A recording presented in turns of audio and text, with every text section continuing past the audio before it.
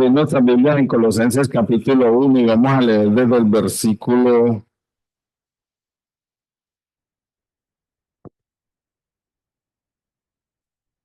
8, del 8 al 11 nomás. Vamos desde el 7 mejor, desde el 7.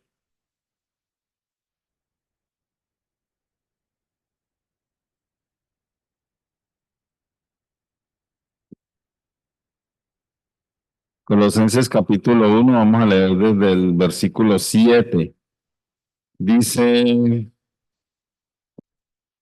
Dice, como lo habéis aprendido de Epafras, nuestro consiervo amado, que es un fiel ministro de Cristo para vosotros, quien también nos ha declarado vuestro amor en el Espíritu, por lo cual también nosotros, desde el día que lo oímos, no cesamos de orar por vosotros y de pedir que seáis llenos del conocimiento de su voluntad en toda sabiduría e inteligencia espiritual, para que andéis como es digno del Señor, agradándole en todo, llevando fruto en toda buena obra y creciendo en el conocimiento de Dios, fortalecidos con todo poder, conforme a la potencia de su gloria, para toda paciencia y longanimidad. Dejémoslo hasta ahí.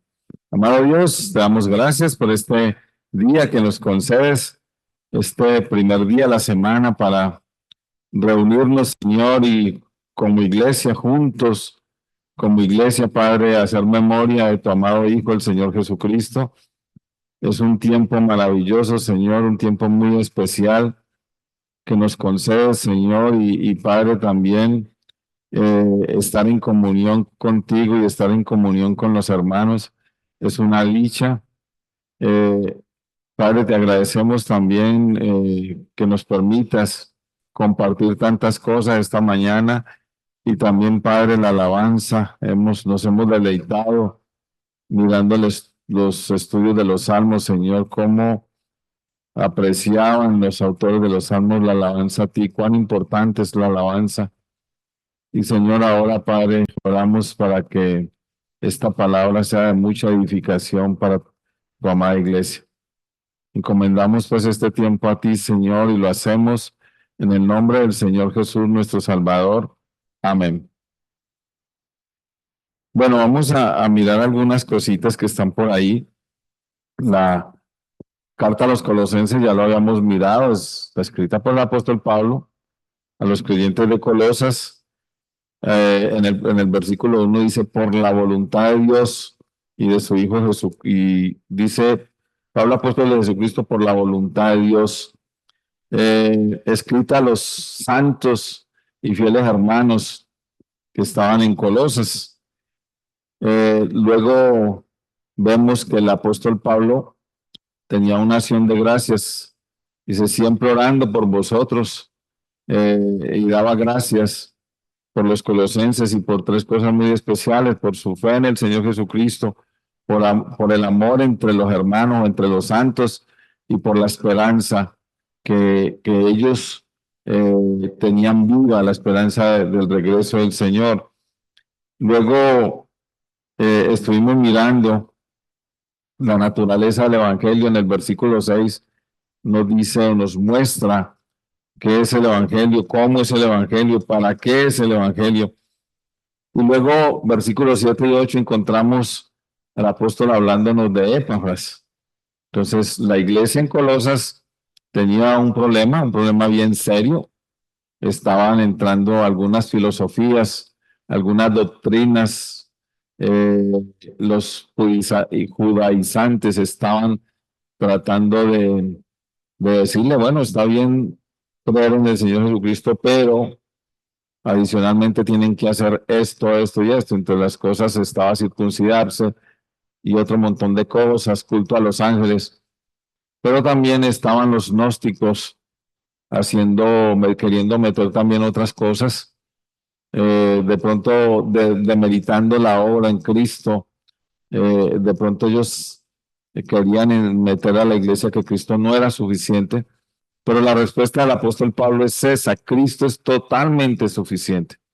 Pero para llevarlos a entender todo esto, primero, da gracias por ello, por lo que ellos son, pero luego nos habla de Epafras, que fue la persona, posiblemente el fundador de la iglesia en Colosas, y que fue el que fue a buscar a Pablo para plantearle de este problema, de esta herejía. Algunos pensadores, algunos comentaristas le llaman la herejía colosense. Eh, y va, pero primero les dice cómo era la iglesia, qué era lo que estaba pasando en la iglesia. Entonces el apóstol da gracias por ellos, pero luego entra a hacer una petición. De verdad que no he dejado de pensar en esta petición todo el tiempo, todos estos días, retomando la cosa con Colosenses. Pienso tanto en esta petición, y esta petición del apóstol por la iglesia en Colosas debería ser la petición de todas las iglesias. Todas las iglesias deberíamos pedir, y cada uno en particular, cada uno como creyente, pedir que seamos llenos de la voluntad de Dios, porque esa es la petición del apóstol Pablo. Uno ve que lo que el creyente debe estar buscando permanentemente, debe ser una búsqueda en todo tiempo, es conocer la voluntad de Dios, es empaparse plenamente de cuál es la voluntad de Dios. Ahora, el apóstol pide por algo, y es cierto que sean llenos, pero ser llenos también conlleva a que ellos, o sea, la petición conlleva a que ellos busquen la voluntad, a que ellos busquen su palabra, busquen en la Biblia cuál es la voluntad de Dios. O sea, si yo quiero ser lleno de la voluntad de Dios, puedo pedir tranquilamente, pero debo ser consecuente con mi petición, es decir, debo actuar, debo ir a la palabra a buscar esa voluntad, que yo la pueda ver con claridad, que yo la pueda entender claramente, la voluntad del Señor. Y eso es lo que vemos en el versículo 8, dice que también nos ha declarado vuestro amor en el Espíritu Santo, por lo cual también nosotros, desde el día que lo oímos, no cesamos de orar por vosotros y de pedir. Una de las salvedades que hice la vez pasada es que encontramos por lo menos 9 o 10 referencias del apóstol Pablo orando por las iglesias, orando por Timoteo, orando por Filemón. Entonces, el apóstol Pablo era un hombre de oración, y eso es lo que, un ejemplo que debemos tomar como iglesia. Estar orando permanentemente, porque la iglesia debe sostenerse espiritualmente, y una de las maneras de hacerlo es a través de la oración. La iglesia debe ser edificada todo el tiempo, y una de las maneras en que Dios nos ha mostrado a través de su palabra es a través de la oración. Por eso tenemos el martes de oración. Y yo no sé si apreciamos ese día, si venimos ese día con el afán de orar juntos, de dar gracias, de pedir juntos al Señor. Regularmente, a veces me gusta cuando el hermano que está aquí parado dice, bueno, ¿y quién tiene peticiones especiales que vayan de la mano de las necesidades de la iglesia? Es un poquito difícil que nos salgamos de nuestras peticiones particulares, pero como iglesia debemos pedir juntos. Nosotros necesitamos esto y esto y esto como iglesia. Recuerden que una de las peticiones más importantes que hacemos todos los martes es rogar por las almas. Si yo le pido al Señor por las almas, debo predicar más el Evangelio. Señor, yo quiero ir, bueno, que me ponga una persona, que me abra puertas, que yo pueda ir a visitar y hablar de Cristo. Entonces dice él, por lo cual también nosotros, desde el día que lo oímos, versículo 9, no cesamos de orar por vosotros y de pedir. Aquí viene la petición, y de pedir que seáis llenos del conocimiento de su voluntad en toda sabiduría e inteligencia espiritual. Ya lo vamos a ver aquí. La preocupación de Pablo y sus colaboradores por las iglesias se manifestaba en sus continuas oraciones, siempre orando por las iglesias. Y en el versículo 9 encontramos la gran petición. Esta gran petición tiene, bueno, yo le coloqué 5, pero después me parecía que no eran 5, pero ahí lo vamos mirando. ¿Cuál era la petición de Pablo por los colosenses? Aquí está. Pedir que sean llenos del conocimiento de su voluntad en toda sabiduría e inteligencia espiritual. Ahora, una de las cosas más importantes que debemos tener en cuenta es que podemos buscar en su palabra detenidamente la voluntad del Señor.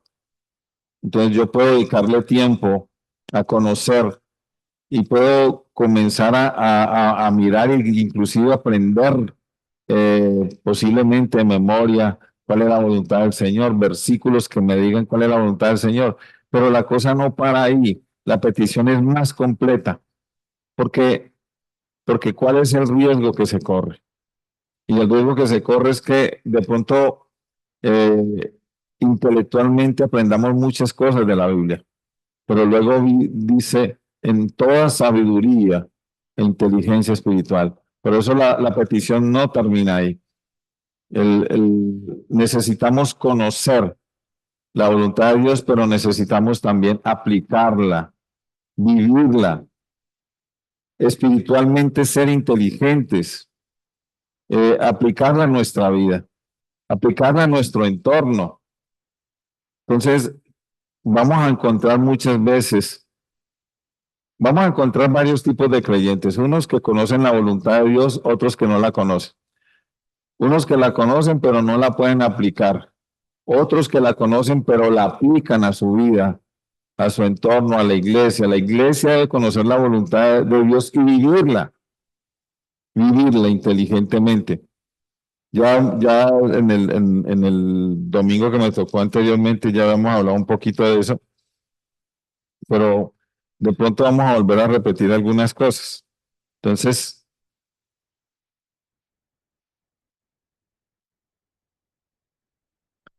el apóstol nos muestra que el conocimiento más elevado que existe es el conocimiento de la voluntad de Dios. Realmente por la voluntad de Dios es que nos podemos regir. O sea, ¿qué es lo que Dios quiere? ¿Qué es lo que Dios quiere para nosotros? ¿Qué es lo que Dios quiere que nosotros hagamos? ¿En qué quiere que le obedezcamos? ¿Qué es lo que Él quiere que nosotros no hagamos? Esa es la voluntad de Dios, por eso es muy importante. Ahora, la sabiduría hace referencia al saber, conocer. La inteligencia nos habla de comprensión espiritual, de entender, de discernir espiritualmente. Creo que por allá en Romanos 12:2 nos dice eso, ¿cierto? Que debemos estar, lo leo porque se me olvida cómo es que empieza diciendo, ruego hermanos, por la misericordia de Dios, es que dice así. Versículo 2, no os conforméis a este siglo, sino transformados por medio de la renovación de vuestro entendimiento, para que comprobéis cuál sea la buena voluntad de Dios agradable y perfecta. Entonces, también nos habla la palabra inteligencia, de aplicar correctamente o espiritualmente la voluntad de Dios. Tengo que decir cuando pensaba también en este estudio, una de las maneras en que como creyentes podemos actuar o debemos actuar es estar listos para que nos corrijan. Cuando nos corrigen espiritualmente, es decir, cuando nos hacen caer en cuenta que o estamos aplicando mal la palabra o estamos o no conocemos o ignoramos algún mandamiento del Señor. Entonces debemos estar dispuestos. A veces, si alguien nos corrige, es posible que nos molestemos, pero también debemos decir que el que corrige debe corregir con amor, ¿cierto? Debe exhortar en amor, debe no dejarlo ahí tirado en el piso temblando, sino al contrario, debe dejarlo arriba, levantado después de la corrección. Entonces, son dos puntos muy importantes en estos temas. De verdad que yo soy feliz que me corrijan, porque mi deseo es aprender. Y de verdad que necesitamos tanto. Hay muchos hermanos que le han dedicado prácticamente su vida a estudiar la Biblia y conocen y la viven y están capacitados para corregirnos. Lógicamente habrá otro que no se la sabe toda, pero también conoce algo en lo cual nos puede corregir. Hace unos días estaba conversando bueno, lo digo así abiertamente con mi hijo, sobre algunas preocupaciones. Y entonces yo le decía, entonces, ¿qué vamos a hacer en esto y en esto? Y entonces él me dijo, esperar en el Señor, confiar en el Señor. ¿Y quién debía haber dicho eso? Pues yo debía haberle dicho a él y él fue el que me dijo a mí. Y entonces no voy a aceptar porque él fue el que me lo dijo, claro, lo acepté con gusto. Eso es lo que yo tenía que hacer, esperar. Yo estaba preocupándome por algo, pero él me dijo, esperemos en el Señor. Y asunto arreglado. La petición, ya lo hemos dicho, de Pablo es que las iglesias sepan cuál es la voluntad de Dios y la pongan por obra. Ahora, los propósitos de esta petición. Una de las cosas antes de leer los propósitos es que el Señor Jesucristo es un vivo ejemplo, como lo vimos esta mañana, de conocer la voluntad y aplicarla y vivirla. El Señor Jesucristo dice allá en Juan 4:34, mi comida es que haga la voluntad del que me envió y que acabe su obra. Hacer la voluntad y obrar. Y lo tomaba tan importante la voluntad del Señor más que la comida. ¿Cuál era la preocupación de los discípulos de él? Se fueron a comprar comida, cuando regresan lo encuentran con la mujer samaritana conversando, le pasan comida y él no rechaza la comida, entonces comenzaron a pensar, ¿será que alguien le habrá traído comida? Y la respuesta de él, mi comida es que haga la voluntad del que me envió y que acabe su obra. Ahora, el Señor Jesús pone por encima de todo hacer la voluntad de Dios. El apóstol Pablo igualmente puso por encima de todo hacer la voluntad de Dios. Su oración es que las iglesias conozcan la voluntad del Señor. Debemos saber, pero también accionar espiritualmente. Eh, Vamos a mirar aquí los propósitos de esta petición. Entonces, esta petición tiene, o sea, es decir, con esta petición, si estamos llenos de su voluntad, vamos a poder cumplir los propósitos de esta petición, andar como es digno del Señor, agradar en todo al Señor, llevar fruto en toda buena obra y crecer en el conocimiento de Dios. Yo había dicho que 5, pero después pensé que eran 4 y hay otra muy importante que después la hablaremos. Ahora, andar como es digno. Ahora, definitivamente no se puede andar como es digno del Señor si no conocemos su voluntad. ¿Cómo lo vamos a hacer? Es prácticamente imposible eh, andar como es digno. Esta palabra digno eh, de pronto quiere decir apropiadamente como corresponde a Dios. O sea, ¿cómo vamos a andar? Apropiadamente como Dios lo exige o, o de forma adecuada para un fin. Entonces, el fin de nuestro andar es agradar al Señor. Y cada petición, cada propósito, perdón, va entrelazado, va unido, porque el siguiente propósito es agradar al Señor.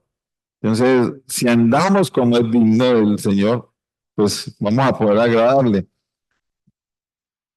Y definitivamente es indispensable conocer la voluntad de Dios para poderle agradar. Este andar significa acción, significa vida cristiana, comportamiento, conducta, manera de vivir. La manera de vivir del creyente debe ser de acuerdo a la voluntad de Dios. No puede ser de otra manera. Por eso debemos estar llenos de la voluntad de Dios. El creyente, y esto es muy importante, aquí está, el creyente no debe estar satisfecho con solo recibir y dar información bíblica. A veces que nos quedamos ahí, estancados. Algunos hermanos, de pronto un poquito más fuertes, dicen que no seamos un creyente de silla, ¿cierto? Eso es lo que a veces nos dicen. Llegamos, nos sentamos, pero el hermano dice amén y nos volvimos y nos fuimos para casa, pero por dentro no llevamos nada y llegamos a vivir nuestra vida. Hay días, es como si entráramos y nos colocáramos el ropaje espléndido cristiano y después que salimos nos lo quitamos y nos ponemos el ropaje no tan espléndido, cero espléndido, pero mundano. Es más o menos lo que algunos nos enseñan, pero el cliente no debe estar satisfecho con solo recibir y dar información. Aprendemos para poder hacer y no solo para saber. Aprendemos para actuar, para vivir, no para saber.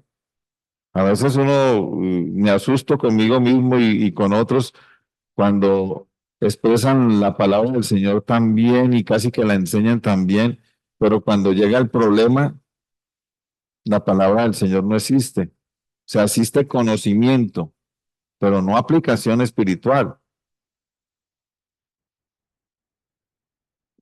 Entonces, aprendemos para poder hacer y no solo para saber. Aprendemos para saber y vivir la vida cristiana que sea digna delante de Dios. Y nuestro andar, mire hermano, nuestro andar debe honrar a Dios, debe glorificar a Dios. Y para todo esto necesitamos conocer su voluntad. Nuestro modo de andar debe ser digno de uno que tiene a Jesús por Señor. Nuestro andar debe ser digno de una persona que dice, Jesús es mi Señor, Jesús es mi Salvador.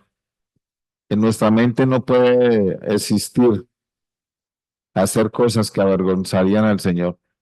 Y les cuento que eso sí es doloroso cuando hacemos cosas que avergüenzan al Señor. En uno de los estudios pasados hablé de algo que a veces le dicen a uno, y es que creyente, ¿cierto? Es que creyente. Una vez estaba con un familiar de mi esposa y nombré la palabra calavera. Y a ella le pareció tan terrible esa palabra, dijo, mire, es que creyente diciendo calavera. Pero es más o menos así.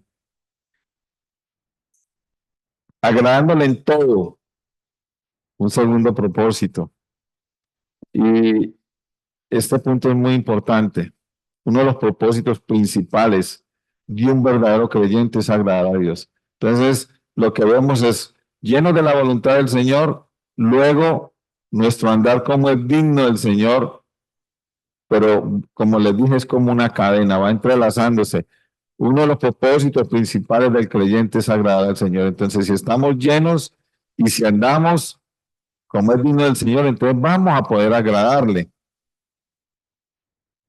Los creyentes no estamos para agradar a los hombres, ni siquiera a nosotros mismos. Y en este punto no nos podemos equivocar. A veces lo tomamos de una manera legalista, es decir, yo en la calle no me voy a dejar de nadie porque yo no estoy para agradar a nadie. No es de esa manera. Pero inclusive yo soy de los que pienso que uno debe respetar a todo mundo, todas las personas. ¿Hasta cuándo? Hasta que se les ocurra decir, por ejemplo, que Jesús no es Dios. Por ejemplo, yo ya no podría respetar a una persona que me diga eso. Entonces, pero con amor debo entrar a corregir. Estoy poniendo solo un ejemplo, ¿no? Un ejemplo. Si alguien va en contra de las escrituras, tenemos que entrar a corregir. Y si la persona es muy obstinada, pues, como les digo, yo ya no puedo entrar a respetarla de la manera en que debería. Tampoco voy a atacarla ni me le voy a ir encima. Pero voy a entrar a corregirla de otra manera. Pero nosotros no estamos hechos sino para agradar a Dios. para agradarle en todo. Ni siquiera nosotros mismos. Uno de los problemas que más vamos a sufrir nosotros los creyentes es ese, luchar contra nuestros propios gustos, luchar contra esas cosas que nos gustan hacer, esos deseos que mantenemos.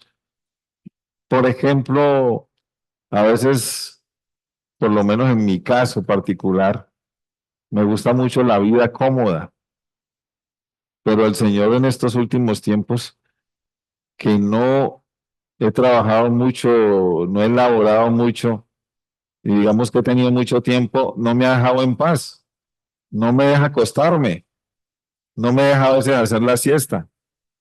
Entonces tengo que ir a un lado y otro y estoy feliz porque me está moviendo y porque me mueve a hacer muchas cosas, pero no estoy hecho para agradarme a mí mismo, para exaltar o poner mis gustos por encima de la voluntad de Dios. No estamos hechos para eso. Estamos hechos es para agradarle a Él. No es lo que nosotros queremos, sino lo que Dios quiere. Pensé en este pasaje, yo no sé si lo tenemos aquí, vamos a ver. No. Pensé en este pasaje por un momento y me gustaría que lo miráramos muy brevemente. Primera de Timoteo, capítulo 2. Todos creyentes de algunos añitos conoce este pasaje.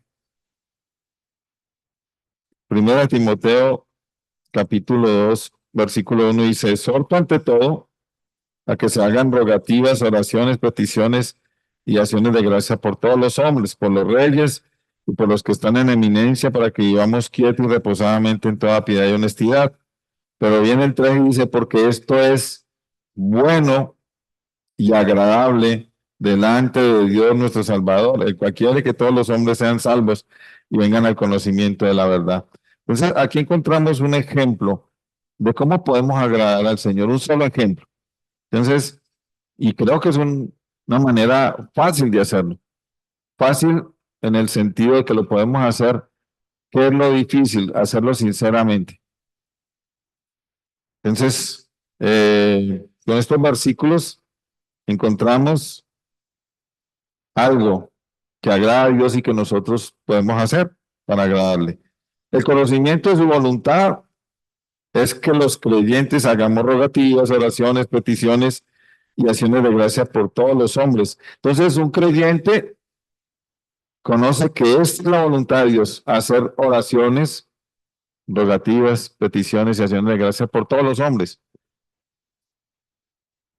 Y aún debemos orar por algunos que no nos nace orar.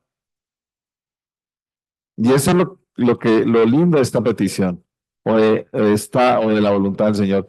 Algunas veces no vamos a querer orar por algunas personas por alguna razón.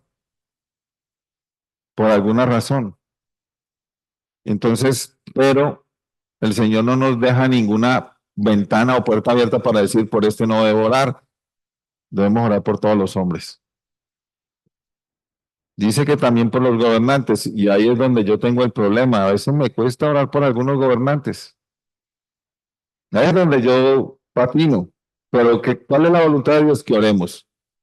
Que oremos por ellos, por los gobernantes, y lógicamente esta voluntad de Dios, esta petición tiene propósito. Podemos vivir quietos y reposadamente en toda piedad y honestidad. Entonces, orar por todos los hombres nos dará un gran descanso, porque tal es el amor de Dios y la bondad que podemos rogarle por la humanidad entera. Podemos rogarle al Señor por toda la humanidad. Señor, oramos para que haya más salvación. Oramos para que este gobernante actúe de la manera, que vaya de la mano contigo, que actúe de buena manera, que no haga las cosas que hace. Oramos, imagínense nosotros en Tuluá con todos los problemas que existen en la ciudad. ¿Cuánto debemos orar por nuestra ciudad? ¿Cuánto debemos orar por los que gobiernan esta ciudad? ¿Cuánto debemos orar por los que están en el otro lado, en el otro bando, y que no conocen la verdad, que no conocen a Cristo? Al tener el conocimiento de su voluntad, entonces vamos a la práctica, y la práctica es orar, orar y orar diligentemente, sinceramente, obedeciendo a Dios, agradando a Dios. Esto le agrada. Si oramos por todos los hombres piadosamente, honestamente, entonces podemos agradar a Dios. Esto le agrada a Dios, que oremos por toda la humanidad. El mandamiento debe volverse mío, debe volverse algo, un tesoro precioso para mí. Nos adueñamos de él, le obedecemos, entonces agradaremos al Señor. Ahora miremos un poquito llevando fruto en toda buena obra. Ahora, conocer la voluntad de Dios y ponerla por obra nos permitirá abundar en buenas obras que a la vez van a producir buenos frutos que agradan al Señor. Las buenas obras producen frutos.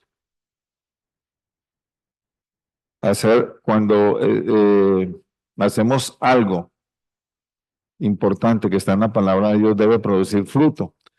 Vamos a mirar así rápidamente. Bueno, en la palabra de Dios está contenida la voluntad de Dios, por lo tanto, tenemos a nuestra disposición muchas maneras de dar fruto en toda buena obra. Vamos a leer estas porciones, yo no recuerdo si están los versículos aquí, no están. Estas porciones nos ayudarán un poquito. Mateo capítulo 5.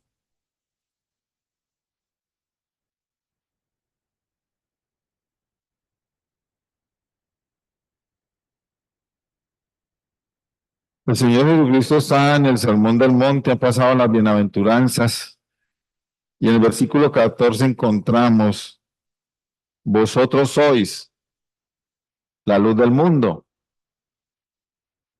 Y dice: vosotros sois la luz del mundo. Una ciudad sentada sobre un monte no se puede esconder. Nos está poniendo que si una ciudad está en lo alto, pues no todo el mundo la va a ver. Dice: ni se enciende una luz y se pone debajo de un almud, sino sobre el candelero, y alumbra a todos los que están en casa. Entonces nadie va a prender una vela y la va a poner debajo de donde se pone la vela, por ejemplo, o en una vasija. No la va a poner por debajo, la va a poner encima para que alumbre. Pero el versículo 16 dice: así alumbre vuestra luz delante de los hombres, para que vean vuestras buenas obras y glorifiquen a vuestro Padre que está en el cielo. Entonces, ¿qué es lo que encontramos? Testimonio, una vida correcta, una vida ejemplar, una vida que testifique a Cristo, porque el Señor Jesucristo es la luz que nos sacó de las tinieblas. O sea, en otras palabras, nuestra vida no deben ser tinieblas, sino luz. O sea, de la mano del Señor. Si la gente va a ver hombres viviendo de una manera diferente, entonces van a querer conocer. ¿Y cuál es el fruto entonces? Van a glorificar a Dios el Padre. Van a decir: este hombre tiene algo especial, este hombre es un hombre de Dios. Yo quiero esa vida, yo quiero vivir como es. Hay muchos hombres llegaron a conocer al Señor no porque otro les testificó de manera audible, sino de ver a esa persona como una persona diferente a las demás personas. Una persona buena, una persona especial, una persona que actuaba y vive la voluntad del Señor. Ese es un ejemplo, ¿no? Llevando fruto en toda buena obra. En Romanos capítulo 1 dice, versículo 13, dice: pero no quiero, hermanos, Romanos 1:13, pero no quiero, hermanos, que ignoréis que muchas veces me he propuesto ir a vosotros, pero hasta ahora he sido estorbado, para tener también entre vosotros algún fruto, como entre los demás gentiles. Una de las cosas que me impresiona es: el apóstol quiere ir a la iglesia en Roma, quiere ir a compartir, quiere ir a llevar el mensaje. La buena obra es que él va a ir quiere ir a estar con ellos, pero él quiere recoger fruto de esa buena obra. Versículo 14, este versículo me gusta mucho y se lo regalo a toda la iglesia. Conozcan este versículo, dice a griegos y a no griegos, a sabios y a no sabios soy deudor. Nosotros somos deudores a todo el mundo allá afuera. ¿Qué les debemos? ¿Ustedes qué creen que les debemos? Predicarles el evangelio. Les debemos predicar el evangelio. Tenemos deuda. El versículo 15, así que en cuanto a mí, pronto estoy a anunciaros el evangelio también a vosotros que estáis en Roma. ¿Y cuál era el propósito? Estar en la iglesia de Roma, anunciar el evangelio y recoger fruto. El evangelio debe producir fruto. A mí a veces me duele porque le hablo a algunas personas y una de mis peticiones, Señor, que cada vez que hable esta persona pueda entender y yo pueda ganarme un alma para ti, Señor. En Romanos capítulo 6 dice el versículo 20, porque cuando erais esclavos del pecado, Romanos capítulo 6 versículo 20, porque cuando erais esclavos del pecado, erais libres acerca de la justicia. Pero ¿qué fruto teníais de aquellas cosas de las cuales ahora os avergonzáis? Porque el fin de ellas es muerte. Estamos hablando de la vida pasada. Ahora, antes sacábamos, o por lo menos hablando de mí, sacábamos pecho de todas las travesuras que yo hice, por ejemplo. Y es posible que muchos también en su vida pasada hayan sacado pecho o se hayan sentido bien haciendo un montón de travesuras. Pero cuando llegamos a Cristo nos avergüenza esa vida pasada, todo lo que hicimos. Dice, más ahora, versículo 22, que habéis sido libertados del pecado y hechos siervos de Dios, tenéis por vuestro fruto la santificación y como fin la vida eterna. Ese fue un cambio rotundo de Dios hacia nosotros. Es un cambio de vida. Y ahora tenemos un trabajo que hacer, una muy buena obra que hacer. Vivir para el Señor, vivir para Cristo, estudiar su palabra, conocer su voluntad. ¿Y cuál es el fruto? La santificación. Un creyente real, verdadero, debe estar persiguiendo esto, la santificación. La voluntad del Señor, de ser lleno de la voluntad del Señor, nos debe llevar a buscar esa santificación diaria, todo tiempo. Y como ese, bueno, hay muchos ejemplos. También podríamos hablar de Gálatas 5, donde nos habla del fruto del Espíritu Santo. Pero dejémoslo ahí y vamos a mirar de pronto el último porque no me va a alcanzar el tiempo para más.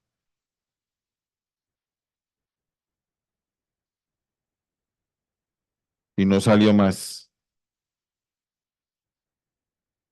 Ah, sí salió más. Crecer en el conocimiento de Dios. Entonces, aquí tenemos, como hemos venido hablando, entonces una cadena, cada propósito va enlazado con el siguiente propósito. Entonces, andar como es digno nos va a llevar a agradar al Señor y luego eso nos va a llevar a producir buenas obras y las buenas obras nos van a llevar a producir fruto para Dios. Pero también esto tiene un propósito muy especial. Todo este proceso nos va a llevar a crecer en el conocimiento de Dios. Entonces, la petición es muy completa, los propósitos de esta petición son muy completos. Por eso debemos adueñarnos de esta petición, que seamos llenos del conocimiento de su voluntad. Entonces, si el discernir la voluntad de Dios produce andar como el digno del Señor, nos prepara para agradar a Dios en todo, nos capacita y nos empuja a llevar fruto en toda buena obra. Entonces, el aprender y poner por obra la voluntad de Dios nos conduce a crecer aún más en el conocimiento de Dios. Lo que va a pasar es que cumpliendo todos estos propósitos, vamos a crecer en el conocimiento de Dios, lo vamos a poder ver de otra manera, lo vamos a poder ver, digamos, más a plenitud.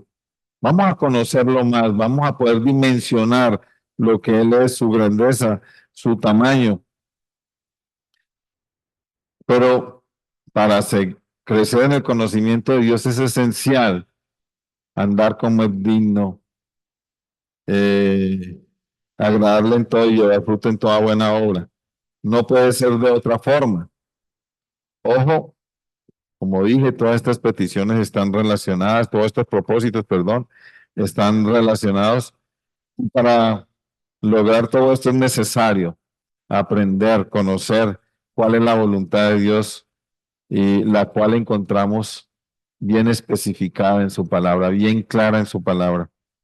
Se trata de conocer, hacer, de aprender, de accionar.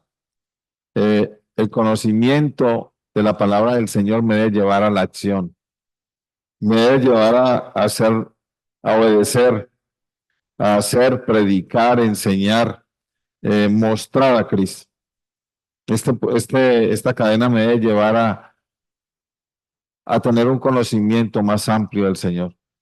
Cuando empezamos nuestra carrera cristiana, nuestro conocimiento era muy pequeño, pero con el correr de los años y conociendo la palabra y viviendo la palabra, nuestro conocimiento del Señor se amplía, se vuelve más grande, más importante en nuestras vidas.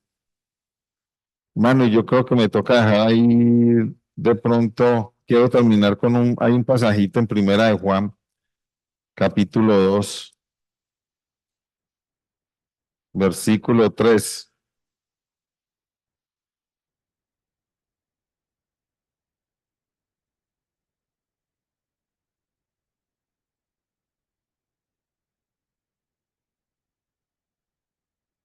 Dice el versículo 3. Y en esto sabemos, bueno, ya conocemos el versículo 1 y 2 que son impresionantes. Dice, y en esto sabemos que nosotros le conocemos sí. Ahí está la condición, sí, guardamos sus mandamientos. El que dice, yo le conozco y no guarda sus mandamientos, el tal es mentiroso y la verdad no está en él. Entonces, no podemos creerle a una persona que no conozca la voluntad de Dios y diga, yo soy de Dios, yo le conozco. No le conoce, no conoce sus mandamientos. En sus mandamientos está plasmada la voluntad de Dios. Está lo que Dios quiere que hagamos. Versículo 5, pero el que guarda su palabra, en este verdaderamente el amor de Dios se ha perfeccionado. Por esto sabemos que estamos en él. El que dice que permanece en él debe andar como él anduvo. Él es nuestro ejemplo de cómo debemos andar. Y aquí es bien claro, si decimos que le conocemos, entonces guardamos sus mandamientos. Sus mandamientos son todo para nosotros. Vamos a orar. Amado Dios, te damos gracias, Padre Santo, por este tiempo, por este momento en que podemos hablar de Cristo, abrir las Escrituras, aprender. Y esta petición tan especial, Señor, que es maravillosa. Es muy importante esta petición para la iglesia y esta petición tiene grandes y nobles propósitos, Señor. Padre, ayúdanos como iglesia estar llenos del conocimiento de tu voluntad en toda sabiduría e inteligencia espiritual. Señor, para andar como es digno de ti, Señor, para agradarte en todo, para llevar fruto en toda buena obra, Señor, para crecer en el conocimiento tuyo. Dejamos esta petición en tus manos, te rogamos por la predicación del Evangelio en la noche, Señor, que sean muchas las personas que puedan llegar invitadas a oír el mensaje de salvación. Dejamos pues todo en tus manos y lo hacemos en el nombre del Señor Jesús, nuestro Salvador. Amén. Dios les bendiga, mis hermanos.